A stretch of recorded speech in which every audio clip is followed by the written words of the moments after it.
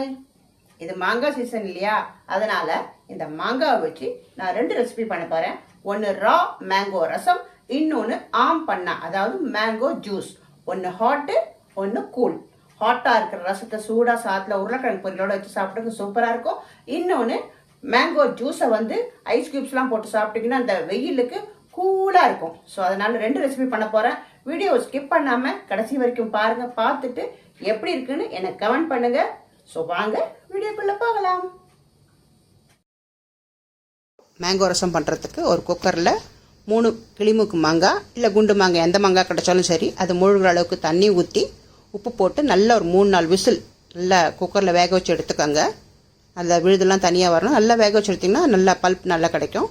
இதுக்கு நடுவில் ஒரு குட்டி உரலில் ஒரு 3 பூண்டு, நல்ல பெரிய பல் பூண்டை எடுத்துக்கோங்க.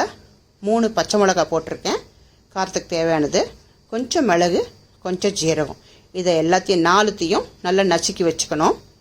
மிக்ஸி இருந்தால் மிக்ஸிலையும் போடலாம், பட் இருந்தாலும் உரலில் கொஞ்சம் டேஸ்ட்டாக இருக்குன்னு சொல்லுவாங்கல்ல, அதனால் நான் அதில் போட்டிருக்கேன். போட்டு தனியாக எடுத்து வச்சுக்கோங்க. இதுக்கு நடுவில் என்ன பண்ணியிருக்கேன், ஒரு வெங்காயத்தை கட் பண்ணி வச்சுருக்கேன். ஒரே ஒரு காஞ்ச மிளகாய் எடுத்து வச்சுருக்கேன் தாளிக்கிறதுக்கு தேவை. இப்போ மாங்காய் நல்லா ஆறிடுச்சு.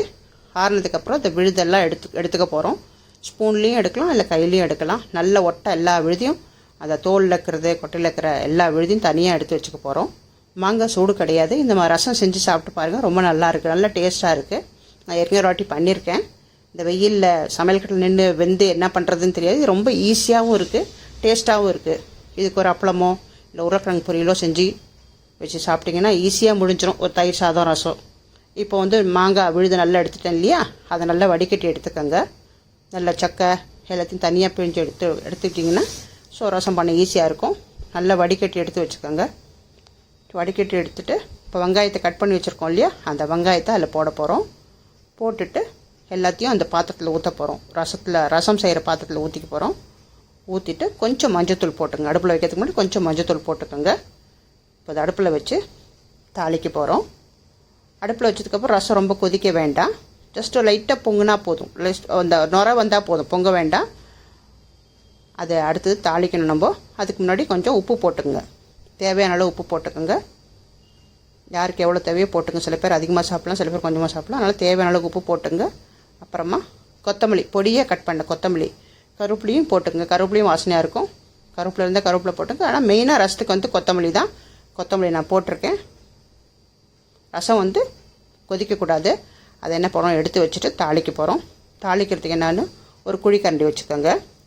குழிக்கரண்டி வச்சுட்டு கொஞ்சமாக எண்ணெய் விட்டுக்கோங்க. நான் கிரவுண்ட்நட் ஆயில் ஊற்றிருக்கேன், கடலை எண்ணெய் ஊற்றிருக்கேன். ஊற்றிட்டு அடுத்தது கொஞ்சமாக கடுகு போட்டுக்கோங்க. கடுகு நல்லா வெடிக்கிட்டோம். வெடிச்சதுக்கப்புறமா நம்ம ஏற்கனவே இடித்து வச்சுருக்கோம் இல்லையா, அதுக்கு முன்னாடி ஒரு காஞ்ச மிளகாய் போட்டுக்கோங்க.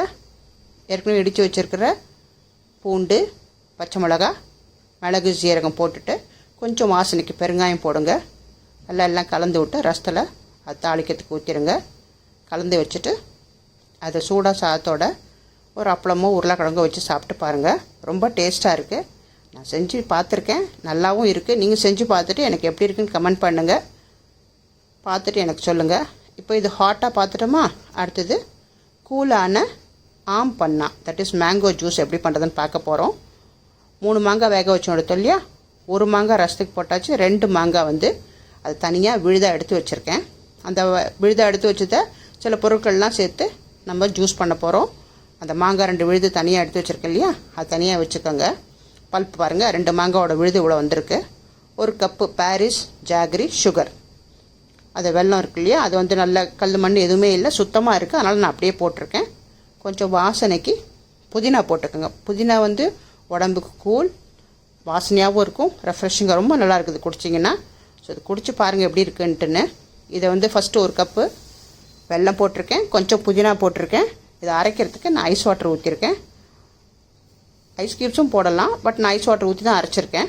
ஐஸ் க்யூப்ஸ் ரெடியாக இருந்தால் ஐஸ் க்யூப்ஸும் போட்டுக்கலாம், இல்லைன்னா ஐஸ் வாட்டர் ஊற்றி அரைங்க. அரைச்சிட்டு வெல்லமும் புதினாவும் நல்லா அரைக்கிறோம். அரைச்சிட்டு அது ஒரு பாத்திரத்தில் தனியாக எடுத்து வச்சுக்கோங்க. தனியாக எடுத்து ஊற்றிட்டு நம்ம அந்த மேங்கோ பல்ப் எடுத்து வச்சோம் இல்லையா, 2 மாங்காய் விழுது எடுத்து வச்சோம் இல்லையா, அதை எடுத்து ஜாரில் போட போகிறோம். போட்டுட்டு அதையும் ஒரு சுற்றிட்டு அதுக்கு சில பொருட்கள்லாம் போட்டிங்கன்னா அந்த ஜூஸ் வந்து ரொம்ப டேஸ்ட்டாக இருக்கும், ரொம்ப ரெஃப்ரெஷிங்காக இருக்கும். அது ஒரு 4 நாள் கூட வச்சு குடிக்கலாம், ரொம்ப நல்லாயிருக்கும். ஐஸ் க்யூப்ஸ் மட்டும் இருந்ததுன்னா போட்டுக்குங்க. கொஞ்சம் மிளகுத்தூள் போட்டுக்குங்க. அதை அரைக்கும் போது இந்த பல்போட கொஞ்சம் சோம்புத்தூள், அடுத்தது கொஞ்சம் ஜீரகத்தூள் போட்டுங்க. போட்டுட்டு வாசனையாக நல்லா ஃப்ளேவராக இருக்கணும். கொஞ்சம் ஏலக்காய் தூள் போட்டுட்டு பிளாக் சால்ட், இந்து உப்புன்னு சொல்லுவாங்கல்ல, பிளாக் சால்ட், அதெல்லாம் நல்லா ஃப்ளேவர் கொடுக்கும். அதையும் கொஞ்சம் போட்டுக்கோங்க. போட்டுட்டு ஐஸ் வாட்டர் அதையும் ஊற்றி கொஞ்சம் நல்லா மிக்சியில் பிளெண்ட் பண்ணிக்கோங்க. ஏற்கனவே அரைச்சி வச்சுருக்கோம் இல்லையா, அதில் எடுத்து ஊற்ற போகிறோம். நல்லா அரைச்சி ஊற்றினதுக்கப்புறம் இந்த ஜாரில் ஊட்டியிருக்கிறத அதையும் கொஞ்சம் அலம்பி ஊற்றிடுங்க. ஊற்றிட்டு இப்போ நல்லா ஒரு கரண்டியை வச்சு கலரி விட்டுருங்க. நல்லா ஒன்று எல்லாம் மிக்ஸ் ஆகி வரா மாதிரி நல்லா கலந்துருங்க. சூப்பர் டேஸ்ட்டாக இருக்குது. ஐஸ் க்யூப்ஸ் ரெடியாக வச்சுக்கோங்க. இதை தேவையான அளவுக்கு கிளாஸில் ஐஸ் க்யூப்ஸ் போட்டுட்டு இந்த ஆம்பண்ணா ஜூஸ் இருக்குது இல்லையா, அதை கொஞ்சம் போடுங்க. மேலே அழகாக டெக்கரேஷனுக்கு சர்வ் பண்ணுறதுக்கு 2 புதினா இலைகளை போட்டுங்க.